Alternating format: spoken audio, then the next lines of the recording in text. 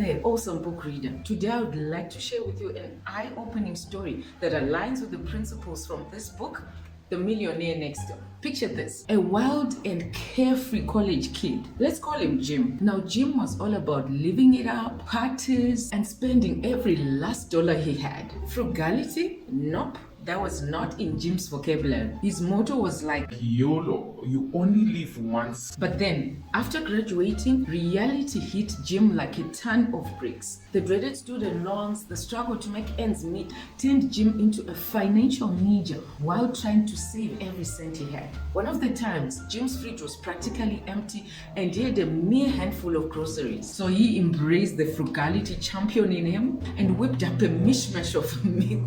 Beans, ketchup, and stale bread. Voila, a budget gourmet dish. Now that experience taught Jim a valuable lesson about budgeting and making do with limited resources. He started tracking his expenses like a detective chasing down clues. So slowly but surely, Jim discovered the ways in which his money was escaping him and how he could save more. Now picture Jim on a dream vacation with his friends when he thought he now had this money thing all figured out. He had it all planned out, lavish dinners, high-end shopping, and living the life of the rich and famous, thanks to his credit card. But then, as the book title says, he met a fellow traveler who was a real-life millionaire next door. Now you tell me, how do you think this millionaire looked? Did he look lavish like Jim, or he looked simpler? Let me know what you think in the comment section below. Anyway, let me just say, Jim was in awe of the millionaire's down-to-earth lifestyle and their sensible financial choices. The millionaire, who was dressed simply, shared with Jim stories of financial discipline and how they became self-made millionaires through smart investment decisions. It was a light bulb moment for Jim. Jim realized that true wealth isn't about impressing others with flashy spending. It's about building financial security, making wise investment decisions, and enjoying life without drowning in debt. So, funny story, right? Poor Jim. But guys, in all honesty, like Jim, embracing the principles from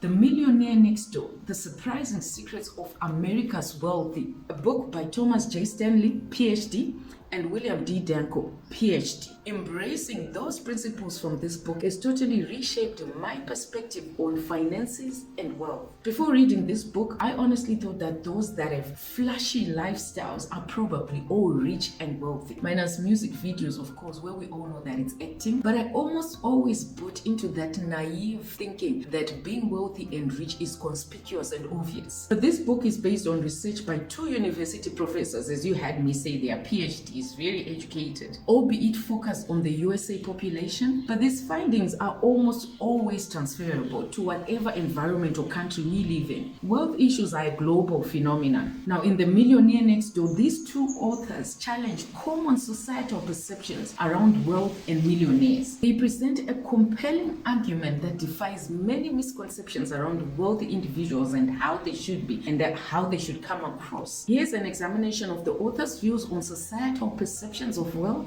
and how the book challenges these misconceptions. Misconception 1. Millionaires live lavish and extravagant lifestyles, including that they live in affluent neighborhoods and drive luxury cars. Now, what is the reality based on the findings of the research in this book? The book reveals that most millionaires live carefully and prioritize saving and investing over indulgent spending. They avoid conspicuous and high-status consumption, and they choose to accumulate their wealth discreetly. You see, they're not loud about it. They avoid the trap of keeping up appearances, and instead they focus on building and preserving their wealth. We all know this is totally the opposite of what Hollywood, popular culture, and the media would have us believe, or at least what they've made me believe. Maybe you've been wiser. I found it fascinating that the authors wrote that they found that most millionaires live in modest neighborhoods and they drive ordinary cars, and doing this because they prioritize financial security and accumulation more than outward displays of a lavish lifestyle. So in the beginning of the research, the authors actually say that they missed finding quite a number of these millionaires because they went to affluent suburbs and they quickly found out that they were looking in the wrong places. They were looking in the wealthy neighborhoods, or shall we say they were looking in the wealthy looking neighborhoods, because after all,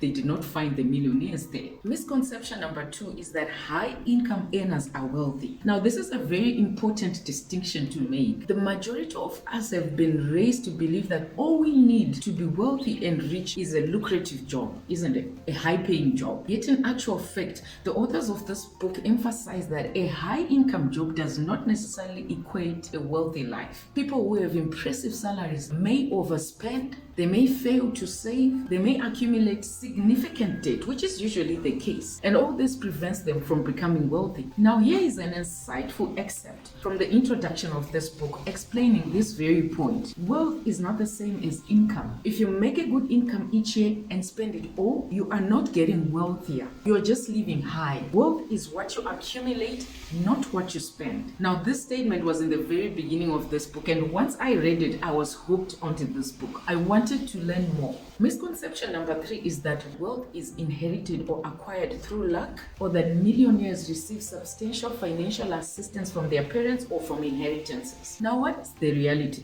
This book demonstrates that most millionaires, at least based on this research, are self-made, guys. They are individuals who achieved their wealth through hard work, discipline, and prudent financial habits. Now, while it would be great for all of us to inherit riches and wealth from our forefathers, this book actually says that a lot of the people that have received their wealth through inheritances, through hand-downs, generationally, hardly ever keep it. The people that have managed to keep and accumulate their wealth in a lasting and sustainable way are those that worked for it themselves. I guess that just follows naturally, isn't it, guys? Learning to fish versus being given fish. Now, misconception number 4 is that millionaires are well-educated people with prestigious careers. So what is the reality? In the findings in this book, the reality seems to be that many of the millionaires are business owners, tradespeople, and entrepreneurs, including many farmers. Now, we're not necessarily saying that these are not educated people. A lot of the times they've actually gone through the education system equally as much as all of us who are striving for prestigious careers have. However, the correlation between a prestigious career as well as being a millionaire is not as strong as commonly believed. And unfortunately, it seems that those that are in prestigious and respectable careers are not keen to invest based on this book and as rigorously as self-employed people and business owners. Because it seems the false security that comes with a job has them lagging behind in terms of investing and accumulating wealth. So watch out, guys. If you are in a job, a good job, and yet you are not investing your finances, it means you are lagging behind someone in a self-employment or an entrepreneur who is earning less than you monthly and yet are accumulating wealth at a faster rate than you are doing. This is brilliant insight.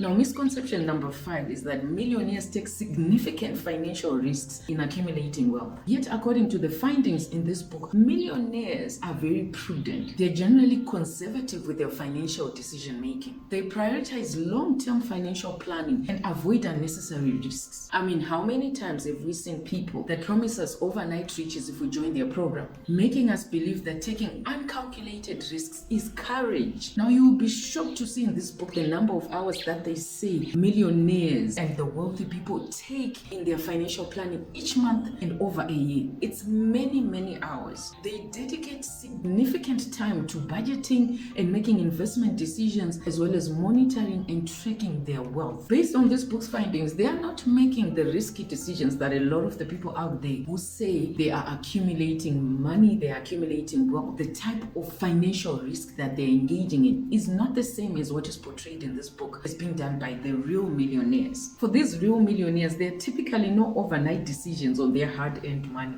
So in the same way, hold on to your hard-earned money, guys. Make wise, well-thought-out financial decisions. So overall, this book, The Millionaire Next Door, challenges the stereotype of the flashy and the spendthrift millionaire and instead presents a more accurate picture of self-made millionaires who are prudent, who are disciplined, and who focus on building wealth over time, slowly but surely. If you follow my channel, you know that in the last 4 weeks, I've been reviewing and recommending 4 incredible books on personal finance that can help us to learn for ourselves how to build our financial future. Now, in addition to those 4 books, I had this book, The Millionaire Next Door, on my radar, and I'm glad to bring it along and recommend it as well, in addition to those 4 books. It is a great book to give you insight and correct your perceptions around the management of money and the lifestyle thereof. So I am glad I got this book finally, and I would recommend it to you too, my dear readers. Its learnings, I think, in my opinion, are timeless, despite all the economic shifting that has happened over the last decade since its release, because this was released in 2010, and the research done in this book has run since the 1970s, by the way. So this is significant. This book provides a reality check on what being wealthy actually means, so that we stop living in fantasy land.